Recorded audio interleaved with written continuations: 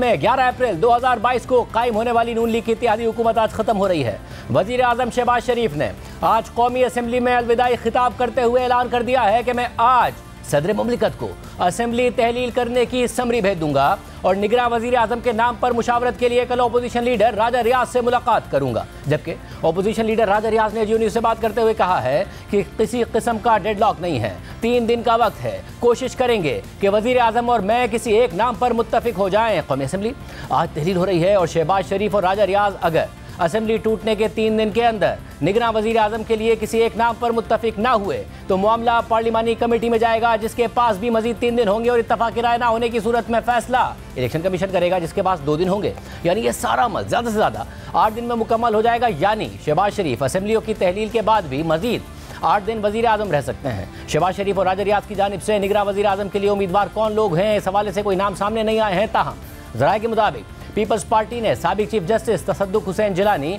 और साबिक सेक्रेटरी खारजा जलील अब्बास जिलानी के नाम दिए हैं, जबकि एमक्यूएम पहले ही गवर्नर सिंध कामरान टिसोरी का नाम दे चुकी है और इस बात की तस्दीक भी कर चुकी है। द न्यूज़ के तहकीकाती सहाफ़ी उमर चीमा से जानते हैं कि क्या मामलात हैं, क्या होने जा रहा है। उमर चीमा साहब बहुत शुक्रिया मुझे ज्वाइन करने के लिए। सब बहुत सारे नाम चल रहे हैं, डॉक्टर रफ़ीक शेख साहब हैं, जलील अब्बास जिलानी साहब, डॉक्टर इशरतुल इबाद, इसहाक डार, ये जेन्युइनली नाम चल रहे हैं जिनको वाकई जेन्युइनली कंसीडर भी किया जा रहा है, या बस अफवाहें हैं कि कोई अपनी तरफ से ये नाम फ्लोट कर रहा है और अपनी तरफ से भरपूर लॉबी भी कर रहा है?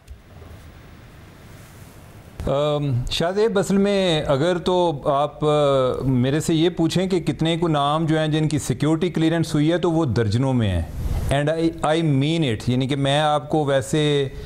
कोई तुक्का नहीं लगा रहा, मैं इंफॉर्मेशन की बुनियाद पे बात कर रहा हूँ कि दर्जनों में है वो नाम जिनकी सिक्योरिटी क्लियरेंस ली हुई है। तो पता नहीं कितने लोग हैं कि जो इस टाइम दुआएं मांग रहे होंगे कि मैं प्राइम मिनिस्टर बन जाऊँ। बाकी ये नाम जो हैं अभी तो यही चल रहे हैं, जो बज़ाहिर जो फ्रंट रनर्स हैं हफीज़ शेख हैं या जलील अब्बास जिलानी जो है वो आज के प्राइम मिनिस्टर वो थे। अब ये देखें कि कल कौन सा नाम चलता है। और मेरा ख्याल है कि शायद पहले कभी इतनी ज़्यादा सीक्रेसी इन्वॉल्व नहीं हुई कि जो इस दफ़ा है कि बहुत से सीनियर लोग जो हैं वो भी इस मामले में बेखबर हैं कि किसका नाम फाइनल हो रहा है या किसका नाम ज़्यादा संजीदगी से जो है वो अंडर कंसिडरेशन है। और जो नाम कंसिडर हो रहे हैं वो सिर्फ रिटायर्ड जनरल्स या ब्यूरोक्रेट्स या पॉलिटिशियंस के नहीं हैं, उसमें कुछ जनरल्स भी शामिल हैं। तो अब ये देखें, यानी अब आपने देखा होगा कि इसहाक डार साहब का नाम शुरू में चला, वो ड्रॉप हो गया, लेकिन ये है कि मैं अभी तक उनको रूल आउट नहीं कर रहा। यानी कि ऐन मुमकिन है कि आखिरकार ये हफीज़ शेख बेचारे जो हैं ये रास्ते में रह जाएं और पता चले कि इसहाक डार जो है उनके नाम पर कंसेंसस हो गया। तो अभी ओवरऑल यही है, यानी कि जो मेन नाम है। अच्छा, मगर डार साहब का नाम रूल आउट ना होना वजह क्या है? क्योंकि हुकूमती वज़रा की तरफ से भी हमने देखा कि मिक्स बयान इस हवाले से आए। वज़ीर आज़म शहबाज शरीफ साहब से सवाल हुआ तो ऐसा लगा जैसे ऑलमोस्ट नो कह रहे हैं मगर कह नहीं पा रहे हैं। तो ये क्या नवाज शरीफ साहब की ज़िद की वजह से है कि इसहाक डार साहब अभी तक रूल आउट नहीं हुए या कोई और वजह है? मेरे ख्याल है उनकी ज़िद भी है और ज़िद के पीछे उनका एक विजडम है, यानी कि मैं उनके विजडम से डिसएग्री कर सकता हूँ, लेकिन मैं आपको वो बता रहा हूँ कि जो एक उसके पस मंज़र में जो सोच चल रही है वो ये है कि इन्हें किसी ना किसी तरीके से आप इसको खुशफहमी कह लें या हकीकत पर मबनी उनकी कोई अंदाज़े हैं। उनका ये ख्याल है कि हम कोई 6 माह तक इकानमी को बेल आउट कर लेंगे, यानी कि हम जो है कोई एक क्राइसिस से निकल आएंगे। तो अगर ये मामला गो के जिसने भी आना है, जो आगे केयर टेकर सेटअप भी आता है, तो जिस डायरेक्शन पे हम जा रहे हैं वो उसको उसी तरह लेकर जाएगा, लेकिन वो चाहते हैं कि ये क्रेडिट किसी और के पास ना जाए। अल्टीमेटली यही बात है जी कि जो नवाज शरीफ की टीम है उन्होंने इस मुल्क को क्राइसिस से निकाला है, ना कि कोई हफीज़ शेख आ जाएँ ये क्रेडिट उनको चला जाए या मुतनाज़ा हो जाए जी कि इसहाक डार ने निकाला है या हफीज़ शेख ने निकाला है या हफीज़ शेख ने आके ज़्यादा उसको इंश्योर किया कि IMF की कंडीशंस जो हैं उन पर हम जो है बिल्कुल मनोअन उस पर अमल करें और उसकी वजह से ये हुआ है। तो बज़ाहिर तो ये है कि कोई भी इकानमिस्ट भी इस बात को मानने को तैयार नहीं है कि 6 माह तक हम जो है इस क्राइसिस से निकल आएंगे, लेकिन जो एक बैक ऑफ द माइंड जो बात चल रही है इसहाक डार पर, जो वो इसरार कर रहे हैं इस चीज़ के बावजूद कि पार्टी के अंदर भी इस पर इख्तलाफ मौजूद हैं, एतराज़ मौजूद हैं, लेकिन वो जो कर रहे हैं, जो उधर से कोई एक रैशनल उधर से फ्लोट हो रहा है कि क्यों कर रहे हैं, तो वो ये बताया जाता है। ये आपने बड़ी इंटरेस्टिंग बात बताई है कि क्रेडिट मिल जाए कि 4-5-6 महीने अगर निगरान सेटअप चलता है तो उसमें जो कुछ हो, अगर कुछ हो तो उसका क्रेडिट भी नून लीग को मिल जाए, नवाज शरीफ साहब को मिले। यही वजह है या कहीं ना कहीं ये डर भी है कि क्योंकि निगरान सेटअप इतना तवील होगा तो पता नहीं हमारे साथ क्या होगा, इसलिए हमारा अपना बंदा हो, या फिर इत्तेहादियों के साथ अदम इत्तेफाकी भी इस बात में शामिल है जिसकी वजह से नाम नहीं फाइनल हो रहा है और सीक्रेट रखा हुआ है। ये बात भी असल में दुरुस्त है। मेरा नहीं ख्याल कि इसहाक डार साहब के नाम पर एतराज़ की हद तक रावलपिंडी को भी कोई एतराज़ नहीं है,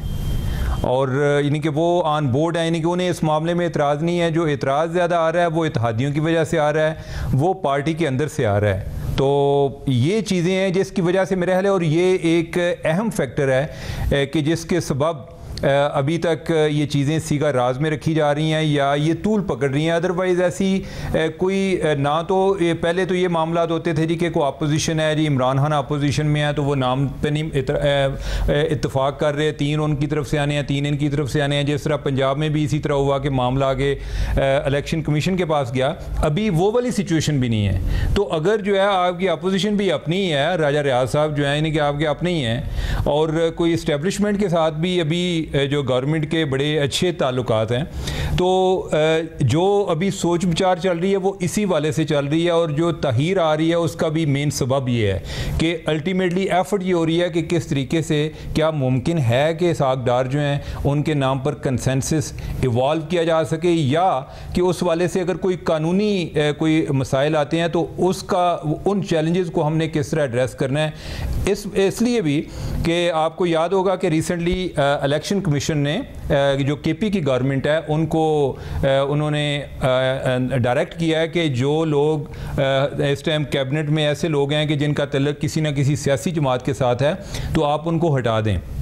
तो लिहाजा ये इलेक्शन कमीशन की डायरेक्शन भी बड़ी क्लियर है। तो इस चीज़ को सोचते हुए, फ़र्ज़ करते हुए कि अगर इसहाक डार जो हैं उन पर वाकई इत्तफाक हो जाता है, उनको लेकर आ जाते हैं, तो क्या इलेक्शन कमीशन का ये जो पॉइंट है क्या लीगली कंटेस्टेबल है या नहीं, एक ये चीज़। और दूसरी चीज़ ये है कि इत्तेहादी जो हैं उनको हमने किस तरह अपने साथ एडजस्ट करना है। मतलब जो इत्तेहादियों की बात की आपने, MKM ने ज़ाहिर कामरान टिसोरी साहब का नाम दे दिया, जो पीपल्स पार्टी है वो भी अपनी तरफ से पुश कर रही है कि जो वो नाम दें उसी को निगरान वज़ीर आज़म बनना चाहिए, या नून लीग और इस्टेब्लिशमेंट के कंसेंसस पर छोड़ दिया है पीपल्स पार्टी ने कि आप लोग डिसाइड कर लें?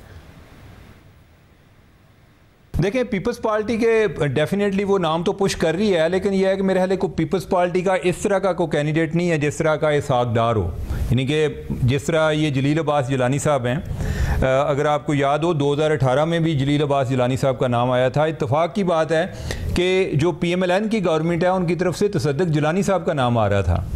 और जो पीपल्स पार्टी जो उस टाइम अपोजिशन लीडर जो हैं खुर्शीद शाह साहब, उनकी तरफ से 2 जिलानी आ रहे थे। ये जो जलील अब्बास जिलानी थे, एक सलीम अब्बास जिलानी हैं जो उनके